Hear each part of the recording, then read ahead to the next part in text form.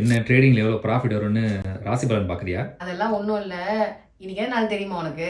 நம்மளுக்கு கல்யாண நாளும் இல்லை, உனக்கு பர்த்டேவும் இல்லை. இன்னைக்கு உமன்ஸ் டே. அண்ணன் இப்ப புரியஸ்க்கு 200 ரூபாய் மொய் செய்வாங்க. ஒருவேளை gift கேட்பாலும் விமன்ஸ் டேக்கு நம்ம gift வேணும். உன்கிட்ட ஒன்று கிஃப்ட் கேட்கறதுக்குள்ள அழுத்தே போச்சு. எல்லா டைமும் நான் ஒரே மாதிரி இருக்க மாட்டேன். உன் மெயில் ஓப்பன் பண்ணி பாரு, அதுக்கப்புறம் நீயே சொல்லு. என்ன gift மெயில் எல்லாமா வருது? இரு வரேன். என்ன 500 ஸ்டார் கிஃப்டா வந்திருக்கு? நம்ம இருக்கிறது 2025. இந்த புடவை வாங்கி கொடுக்குறது, ஜுவல் வாங்கி கொடுக்குறது எல்லாம் பழைய ட்ரெண்டு. ஸ்டாக்ஸ் வாங்கி கொடுக்குறது புது ட்ரெண்டு. எப்பவுமே ட்ரெண்டிங்காக நம்ம எதாவது பண்ணணும். உங்கள் ஃப்ரெண்ட்ஸ் அண்ட் ஃபேமிலிக்கு gift கொடுக்குறது ஸ்டாக்ஸும் ஒரு நல்ல சாய்ஸு. நல்ல ஸ்டாக்கை கிஃப்டாக கொடுத்தீங்கன்னா அவங்க ஃபியூச்சர் கண்டிப்பாக நல்லா இருக்கும். யோசிச்சு பாருங்க.